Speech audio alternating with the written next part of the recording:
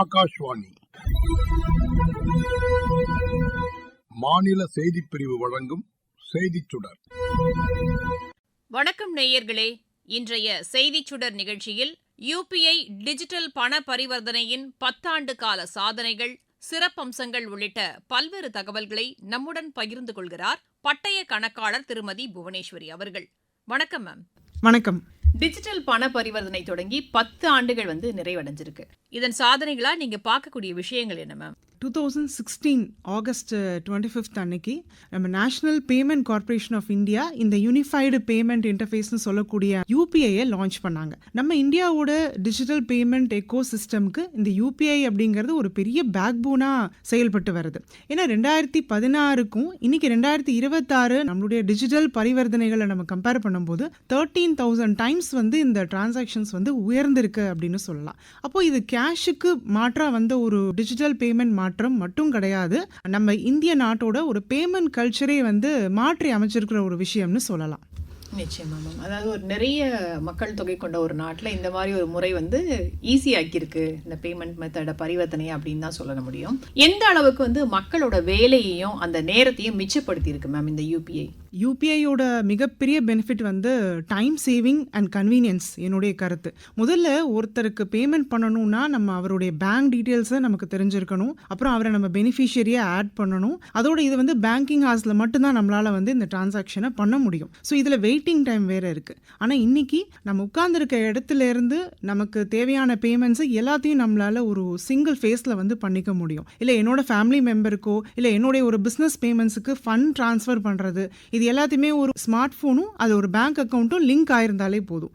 இது போக நம்மளோட monthly expenses, electricity bill, mobile recharge, நம்ம பண்ணுற ஷாப்பிங் செலவுகள், ரெஸ்டாரண்ட்டுக்கான சார்ஜஸ், ஏன் ஈவன் ஸ்கூல் ஃபீஸ் போன்ற பல பேமெண்ட்ஸ் இப்போ நம்மளால் வீட்டில் இருந்தே பண்ண முடியும். ஸோ ஈவன் மிட் நைட்டில் கூட, விடுமுறை நாட்களில் கூட இந்த பேமெண்ட்ஸை நம்ம பண்ணலாம். அதுக்காக பேங்க்குக்கு போய் பேமெண்ட் கவுண்டரில் நின்று க்யூவில் வெயிட் பண்ணி தான் பண்ணுங்கிற அவசியம் இன்னைக்கு மிகப்பெரிய அளவில் குறைஞ்சிருக்கு. நிச்சயமா. அதாவது முன்னாடி நம்ம அதெல்லாம் அனுபவிச்சிருக்கோம்னு நினைக்கிறேன். அந்த மாதிரி ஒரு எக்ஸ்பீரியன்ஸஸ், பேங்க்குக்கு போயிட்டு அப்புறமா அமௌண்ட் ட்ரான்ஸ்ஃபர் பண்ணுறது, அந்த மாதிரி விஷயங்களை. ஆனால் இன்னைக்கு இருக்கக்கூடிய யங்கர் ஜென்ரேஷன் பார்த்தீங்கன்னா எந்த மாதிரி விஷயங்களை ஃபேஸ் பண்ணலை அப்படின்னு தான் நம்ம சொல்லணும். அந்த அளவுக்கு ஈஸியாக்கியிருக்கு. இப்போ வங்கி சேவையை எல்லாருக்கும் கிடைக்கிறத இது உறுதி செஞ்சிருக்கு அப்படின்னு சொல்லலாமா மேம்? நிச்சயமா. ஏன்னா ஒரு பேங்க் அக்கௌண்ட்டும் ஒரு மொபைல் போனும் இருந்தா இதை நம்ம யூஸ் பண்ணிக்க முடியும் அப்படின்னும் போது கண்டிப்பா எல்லாருக்குமே ஒரு பேங்க் அக்கௌண்ட் வேணும் அப்படிங்கறத இது உறுதிப்படுத்தியிருக்கா? கண்டிப்பாக. ஏன்னா பேங்கிங் சர்வீஸை எல்லாரும் யூஸ் பண்ணுறதுக்கு யூபிஐ எப்படி ஒரு மிக முக்கிய சோர்ஸ்னு சொல்லலாமோ, அதே மாதிரி நம்ம வங்கி சேவைகளை எல்லா மக்களுக்கும் கொண்டு சேர்த்ததில் இந்த Jan Dhan accounts, Aadhaar mobile linkage, digital India போன்ற மற்ற முயற்சிகளும் சேர்ந்து தான் இந்த யூபிஐயை இன்னைக்கு எல்லாருக்கும் கொண்டு போய் சேர்த்திருக்கு அப்படின்னு நம்ம சொல்லலாம். ஸோ ஈவன் மிகப்பெரிய நிறுவனங்களை விட சின்ன லெவலில் ஆப்ரேட் பண்ணக்கூடிய அந்த ஸ்ட்ரீட் வெண்டார் கூட இன்றைக்கி டிஜிட்டல் பேமெண்ட் சிஸ்டமை யூஸ் பண்ணுறோம். ஸோ அந்த சூழ்நிலை இன்றைக்கி மாறி இருக்கு. நிச்சயமா. இப்போ பிஸ்னஸில் இது எந்த அளவுக்கு எளிமையாக்கி இருக்கு மேம்? பிஸ்னஸ் மற்றும் இண்டஸ்ட்ரீஸ் அதை பொறுத்த வரைக்கும் இந்த யூபிஐ டிரான்சாக்ஷன்ஸ் எந்த அளவுக்கு அவங்களுடைய வேலையை ரொம்ப ஈஸியாக்கி இருக்கு? இந்த யூபிஐன்னு நம்ம சொல்லும்போது 24x7 அப்படின்னு நம்ம சொல்லலாம். அதாவது ரவுண்ட் தி கிளாக் அப்படின்னு நம்ம சொல்லலாம். த்ரூ அவுட் த டே இதை நம்மளால் ஆப்ரேட் பண்ண முடியும். அப்போது பிஸ்னஸ் பண்ணுற எல்லாருக்கும் அவங்களோட எல்லா பேமெண்ட்ஸையும் பேமெண்ட் பண்ண அடுத்த செகண்டில் அவங்களுடைய அக்கௌண்ட்டில் இது கிரெடிட் ஆகிடுது. அப்போ ஒரு பிஸ்னஸில் ஒர்க்கிங் கேபிட்டல் அப்படிங்கிறது ரொம்ப முக்கியமான ஒரு விஷயம். எனக்கு ஃபண்டு அடுத்த செகண்டே கிடைக்குது அப்படின்னா என்னால் எனக்கு தேவைப்படுற ஃபண்டை இன்னும் பெட்டராக என்னால் மேனேஜ் பண்ண முடியும். அதாவது ஒர்க்கிங் கேபிட்டலில் இன்னும் பெட்டராகவே என்னால் மேனேஜ் பண்ண முடியும். இது போக ஒரு எமர்ஜென்சி சுச்சுவேஷன், ஒரு ஃபேமிலி மெம்பருக்கு பணம் அனுப்பணும், ஒரு பிஸ்னஸில் கேஷ் ஃப்ளோ தேவைப்படுது அதிகமாக அப்படின்னா எப்பவுமே கையில் கேஷ் வச்சுட்டு இருக்க முடியாது. ஸோ அந்த மாதிரி சுச்சுவேஷன்ஸில் இது பிஸ்னஸ்க்கு ரொம்பவே சப்போர்ட்டாக இருக்கும். இப்போ வணிகம் மற்றும் தொழில்துறையில் இதனால் ஏற்பட்டிருக்கக்கூடிய முன்னேற்றம் பற்றி சொன்னீங்க மேம். வணிகம் அப்படின்னாவே பெரிய வணிகர்கள் மட்டுமே கிடையாது, நிறைய சிறு வணிகர்கள் இருக்காங்க, சின்ன சின்ன பெட்டி கடை இருக்காங்க, அதுக்கப்புறம் பார்த்தீங்கன்னா நடைபாதை வியாபாரிகள் இருக்காங்க. இன்னைக்கு நம்ம ஒரு வழியில் போகும்போது ஏதோ ஒரு பொருள் வாங்கினா கூட அவங்க கிட்ட ஃபர்ஸ்ட் பார்த்தீங்கன்னா அந்த கியூஆர் கோடு இருக்கிறத நம்ம பார்க்குறோம். அந்த அளவுக்கு இந்த யூபிஐ எல்லார்கிட்டையும் போய் ரீச் ஆயிருக்குன்னு சொல்லலாமா? இது எந்த அளவுக்கு அவங்களுக்கு ரொம்ப யூஸ்ஃபுல்லாக இருக்கு மேம்? ஸோ பட் யூபிஐங்கிறது தனி நபருக்கான வசதிகளை மட்டுமே கொடுக்கல, பிஸ்னஸ் மேனுடைய மொத்த டிரான்சாக்ஷனுமே வந்து இது ரொம்ப சிம்பிளிஃபைடாக மாற்றிருக்கு அப்படின்னு சொல்லலாம். ஏன்னா வந்து பாயிண்ட் ஆஃப் சேல் மிஷினோ இல்லை டிஜிட்டல் பேமெண்ட் இன்ஃப்ராஸ்ட்ரக்சர் இருந்தால் மட்டும்தான் இந்த யூபிஐயை நான் பண்ண முடியும் அப்படிங்கிறது இன்றைக்கி கிடையாது. ஒரு சிம்பிளாக ஒரு 2x2 சென்டிமீட்டரில் ஒரு QR கோட் நம்ம வச்சுருந்தாலே போதும், நம்மளால் நம்மளுடைய பிஸ்னஸ் டிரான்சாக்ஷனில் ரொம்ப சிம்பிளிஃபைடாக பண்ண முடியும். அதே மாதிரி இன்றைக்கி இ-காமர்ஸ் யூஸ் பண்ணாதவங்களே யாருமே இருக்க முடியாது. நம்ம இ-காமர்ஸ் மொத்தமே வந்து இந்த டிஜிட்டல் பேமெண்ட்ஸில் தான் வந்து டிரான்சாக்ஷன் நடந்துட்டு இருக்கு. அப்போ அதுக்கு யூபிஐ வந்து ஒரு பெரிய அளவில் வந்து சப்போர்ட் பண்ணுது அப்படின்னு சொல்லலாம். இந்த சிறு வியாபாரிகளை பொறுத்த வரைக்கும் இது ஒரு பெரிய கேம் சேஞ்சர்னு நான் சொல்வேன். ஏன் அப்படின்னா இந்த ஸ்ட்ரீட் வெண்டாஸ், பெட்டிக்கடை வச்சிருக்கிறவங்க, அவங்களுடைய டெய்லி பிஸ்னஸ் அப்படின்னு பார்த்தீங்கன்னா அவங்க டெய்லியும் ஒரு டைப் ஆஃப் பிஸ்னஸ் பண்ணுவாங்க. இன்னைக்கு காய்கறி விற்கிறாங்க அப்படின்னா நாளைக்கு வந்து பழங்கள் விற்பாங்க. அவங்களுடைய டெய்லி பிஸ்னஸ் வந்து ரொம்ப சேஞ்ச் ஆகிட்டே இருக்கும். அப்போ இந்த மாதிரி ஒரு பேமெண்ட் டிரான்சாக்ஷன் இருக்கும்போது அவங்க பிஸ்னஸை இன்னுமே வந்து அது ரொம்ப சிம்பிளிஃபைடாக மாற்றும். அப்போ டிஜிட்டல் பேமெண்ட்லாம் வந்து ரொம்ப பெரிய டெக்னாலஜி, ரொம்ப பெரிய வணிக நிறுவனங்கள் மட்டும்தான் வந்து இதை யூஸ் பண்ண முடியும் அப்படிங்கிற அந்த நிலை மாறி இன்னைக்கு தெருவோர வியாபாரிகள் கூட இதை யூஸ் பண்ணக்கூடிய சூழ்நிலையில தான் இது இருக்கு. நிச்சயமா மேம். இப்போ டெக்னாலஜி பற்றி நீங்கள் ஒரு டேர்ம் வந்து குறிப்பிட்டீங்க. இது ஒரு பெரிய டெக்னாலஜியாக இருந்திருந்தால் கண்டிப்பாக இதை வந்து இதை யூஸ் பண்ணியிருக்க முடியாது. அப்போது ஒரு சிம்பிளிஃபைட் டெக்னாலஜியாக இது இருந்ததுனால மட்டும்தான் எல்லார்கிட்டையும் போய் இது ரீச் ஆச்சுன்னு சொல்லலாமா மேம்? ஏன்னா முன்பே வந்து நீங்கள் குறிப்பிட்டீங்க ஒரு மொபைல் ஃபோனும் ஒரு பேங்க் அக்கௌண்ட்டும் இருந்தாவே போதும், இதை வந்து நம்ம வந்து யூஸ் பண்ண முடியும் அப்படின்னு. அப்போது இன்னைக்கு நீங்கள் குறிப்பிட்ட மாதிரி இந்த நடைபாதை வியாபாரிகளோ சிறு வணிகர்களோ இல்லை யார் எனி இண்டிவிஜுவல் வந்து இதை யூஸ் பண்ணுறாங்க அப்படின்னா அப்போ அந்த டெக்னாலஜி ரொம்ப சிம்பிளிஃபைடான ஒன்று அப்படின்னு சொல்லலாமா? இல்லை, யூபிஐ சக்ஸஸ்க்கு பின்னாடி நிச்சயமாக வந்து ஒரு டெக்னாலஜி இன்ஃப்ராஸ்ட்ரக்சர் இருக்குது. ஏன்னா இது வந்து ஒரு பேமெண்ட் ஆப் மட்டும் கிடையாது. இதில் வந்து பல வகையான தொழில்நுட்பங்கள் சேர்ந்து செயல்பட்டு தான் இந்த டிஜிட்டல் இன்ஃப்ராஸ்ட்ரக்சரை நம்ம கிரியேட் பண்ணியிருக்கோம். ஸோ முதல்ல வந்து ஸ்மார்ட் ஃபோன், அப்புறம் இன்டர்நெட், இதுதான் வந்து மக்கள்கிட்ட வந்து முதல்ல ரீச் ஆச்சு. இது ரெண்டையும் வச்சு தான் இந்த யூபிஐயை நம்ம டிசைன் பண்ணியிருக்கோம். அப்படிங்கும்போது டெக்னாலஜி வந்து இதில் வந்து ஒரு முக்கிய பங்கு வகிக்குது அப்படின்னு நம்ம சொல்லலாம். ஸோ எந்த ஒரு பேங்க் டீட்டெயில்ஸையும் எல்லாராலையும் நினைவில் வச்சுக்க முடியாது. நீங்கள் என்கிட்ட கேட்டிங்கன்னா என்னோட பேங்க் டீட்டெயில் எனக்கு தெரியாது. ஆனால் இன்றைக்கி வந்து சிம்பிளாக என்னோட மொபைல் நம்பரையோ இல்லை என்னோட யூபிஐ ஐடியோ கொடுத்து என்னால் என்னோட பேமெண்ட்ஸை வந்து ஈஸியாக வாங்கிக்க முடியும். அதான் நீங்கள் சொன்ன மாதிரி இப்போ அந்த மொபைல் நம்பரோடு இது கனெக்டடாக இருக்கிறதுனால நம்ம அந்த பேமெண்ட் பண்ணுறது அப்படிங்கிறது ரொம்ப ஈஸியாக இருக்குது அப்படின்னு சொல்லலாமா மேம்? இப்போ நமக்கு வந்து ஒருத்தரோட ஃபோன் நம்பர் தெரிஞ்சாவே போதும், நம்ம வந்து அவங்களுக்கு பே பண்ண முடியும் அப்படின்ற மாதிரி ஒரு நிலை இருக்கிறதுனால தான் இது ரொம்ப ஈஸியாக போய் ரீச் ஆயிருக்கு. இப்போ இந்த 10 இயர்ஸ் வந்து கடந்து பார்க்கும்போது நீங்கள் சொன்னீங்க இல்லையா, அந்த 13,000 மடங்கு வந்து அதிகரிச்சிருக்கு அப்படின்னு சொல்லிட்டு, அப்போ அந்த அளவுக்கு இது வெற்றி அடைகிறதுக்கு இதுதான் காரணம், இந்த தொழில்நுட்பம் காரணம்னு சொல்லலாமா? இதுக்கு பின்னாடி வந்து நிறைய தொழில்நுட்பங்கள் இருந்தாலும் இதை ஈஸியாக வந்து நம்மளால் யூஸ் பண்ண முடியும் இல்லையா? ஒருத்தரோட மொபைல் நம்பரையும் இல்லை யூபிஐ ஐடி மட்டுமே போட்டு வந்து நம்மளால் பேமெண்ட் பண்ண முடியும் அப்படின்னா இது ஈஸி யூசேஜ். அதனால தான் இது மக்களிடையே ரொம்ப வரவேற்கத்தக்க ஒரு விஷயமா மாறி இருக்கு இன்னைக்கு. மக்கள் கிட்ட ரொம்ப பிரபலமான ஒரு விஷயமாவும் மாறி இருக்கு அப்படின்னு சொல்லலாம். ஏன்னா நம்ம அன்றாடமே வந்து நம்ம பார்க்குறோம், ஒரு டீ கடைக்கு போனாலும் கூட முன்னாடிலாம் வந்து காசு கொடுத்து வாங்குற அந்த மாதிரி விஷயங்கள்லாம் இருந்துச்சு.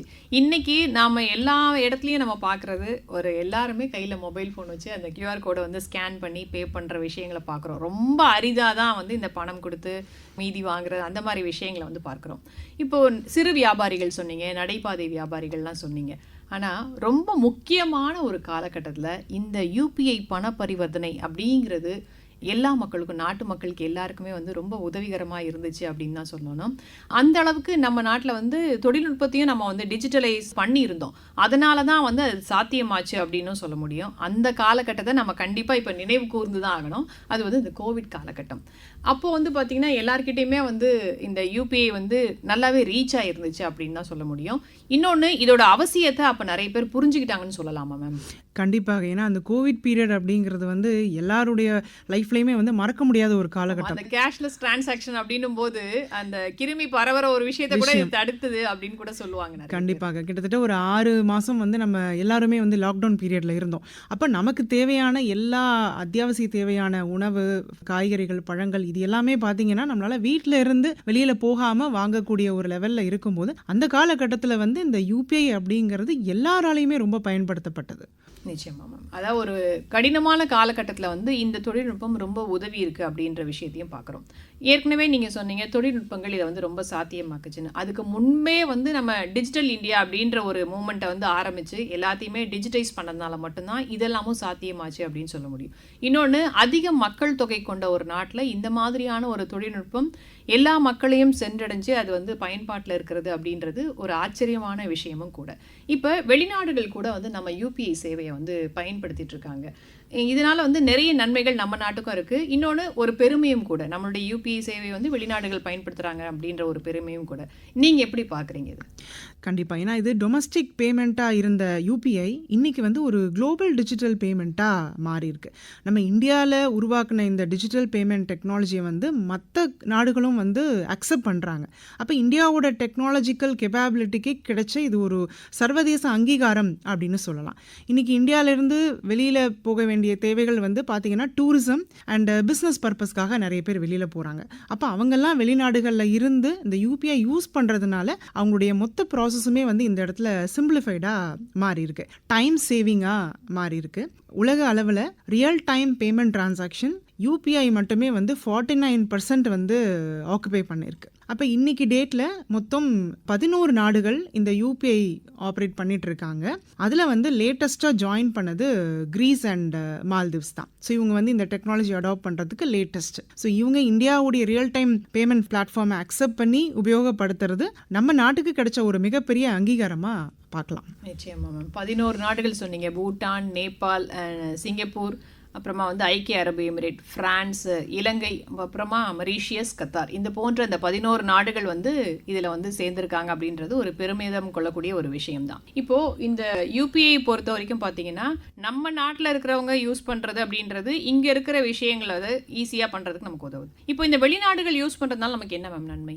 வெளிநாடுகள்லையும் இதை யூஸ் பண்ணுறதுனால முதல்ல இது நமக்கு கிடைச்ச ஒரு அங்கீகாரம். அந்த டிரான்சாக்ஷன்ஸ் வந்து குளோபல் லெவலில் வந்து மக்களால் வந்து அறியப்படுது அப்படிங்கிறத இதை நம்ம சொல்லலாம். அப்போது இன்னும் நிறைய நாடுகளுக்கு வந்து இது ரீச் ஆகிறதுக்கான வாய்ப்பும் நமக்கு இருக்குது. இது வந்து அடுத்த கட்ட டெவலப்மெண்ட்டை நம்ம இனி பார்க்கலாம். இன்னும் வந்து இதில் பயோமெட்ரிக் பேஸ்டு இன்னும் சிம்பிளிஃபைடாக சில ப்ராசஸ்லாம் இதில் கொண்டு வரதை நம்மளால் பார்க்க முடியும். இப்போது இந்த ஆனுவல் டிரான்சாக்ஷன் வேல்யூ வந்து பார்த்திங்கன்னா 314 லட்சம் கோடி வந்து அதிகமாக இருக்குது அப்படின்னு சொல்கிறாங்க. அதே மாதிரி 4000 மடங்கு வந்து அதிகமான தொகை வந்து இதில் வந்து பரிவர்த்தனை பண்ணப்படுது அப்படின்றதும் சொல்கிறாங்க. இதெல்லாம் வந்து பார்த்திங்கன்னா ஒரு முறையான பண பரிவர்த்தனைக்கு வழிவகுக்குது அப்படின்னு சொல்லலாமா? ஏன்னா இந்த பணம் யார்கிட்ட இருந்து எங்கே போகுது அப்படின்றது ஆன் ரெக்கார்ட்ஸ் எல்லாமே வந்துடுது அப்படின்னு சொல்லலாமா மேம்? நிச்சயமா முறையான பண பரிவர்த்தனை அப்படின்னு நம்ம சொல்லலாம். அதை விட டிரான்ஸ்பரன்சிக்கு மிக முக்கியமான ஒரு காரணமாக இருக்குன்னு நம்ம சொல்கிறது தான் கரெக்டாக இருக்கும். ஏன் அப்படின்னா இதில் வந்து ஒரு டிஜிட்டல் ட்ரெயில் வந்து கிரியேட் ஆகுது.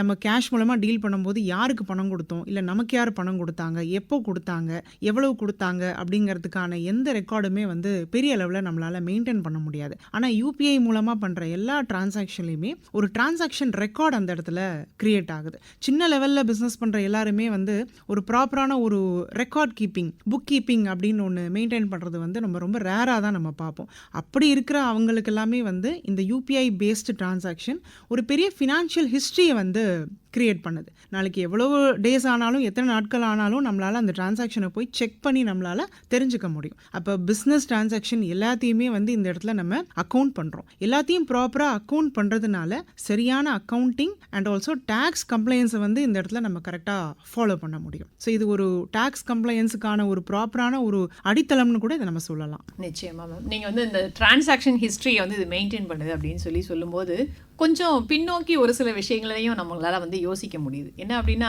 நாம் பார்த்துருப்போம், நம்மளுடைய பேரண்ட்ஸ் வந்து டைரியில் எழுதுவாங்க, அன்றாட செலவுகளை எழுதுவாங்க. நம்மளும் கூட வந்து பார்த்திங்கன்னா கொஞ்ச நாளைக்கு முன்னாடி வரைக்கும் நெட் பேங்கிங் யூஸ் பண்ணும்போதோ இல்லை வந்து கிரெடிட் கார்ட்ஸ் யூஸ் பண்ணும்போதோ பார்த்திங்கன்னா அந்த ஸ்டேட்மெண்ட்ஸை வந்து ஃபாலோ பண்ணுவோம் இல்லையா, நம்ம என்ன டிரான்சாக்ட் பண்ணியிருக்கோம் அப்படின்றது. இப்போது இந்த யூபிஐ அப்படிங்கிறது நம்மளுடைய மொபைல்லே டிரான்சாக்ஷன் ஹிஸ்ட்ரியை வந்து காட்டுது அப்படின்னும் போது எந்த அளவுக்கு இதில் வந்து ஒரு பரிணாம வளர்ச்சி ஏற்பட்டிருக்கு அப்படின்னு சொல்லலாம் மேம்? நம்ம இன்றைக்கி வந்து நம்ம வீட்ல இருந்து ஒருத்தவங்க கிளம்பி வெளியில போறாங்க அப்படின்னு வச்சுக்கோங்களேன். இன்னைக்கு ஹேண்ட்பேக்கோ இல்ல ஒரு ஜென்ட்ஸ் வந்து மணி பர்ஸோ, வாலெட்டோ இல்ல ஒரு டைரியோ எடுத்துட்டு போக வேண்டிய அவசியமே இன்னைக்கு இல்ல. இது சென்னை மாதிரி ஒரு நகரங்கள்ல வந்து இத நம்ம கண்கூடா நம்ம பார்க்கலாம். வீட்ல இருந்து கிளம்பி திருப்பி நான் வீட்டுக்கு ரீச் ஆகுற வரைக்கும் என்னுடைய அனைத்து தேவைகளையுமே நான் ஒரே ஒரு மொபைல் ஃபோனை மட்டுமே கொண்டு போனாலே இந்த இடத்துல அது வந்து சாட்டிஸ்ஃபை ஆயிடுது. அப்படி இருக்கும்போது இது இந்த டிஜிட்டல் எக்கானமிக்கு வந்து இது ஒரு மிகப்பெரிய அளவுல வந்து சோர்ஸ் பண்ணியிருக்கு அப்படின்னு நம்ம சொல்லலாம். நேயர்களே, இந்த நிகழ்ச்சியின் 2ஆம் பாகத்தை வரும் வெள்ளிக்கிழமை கேட்கலாம்.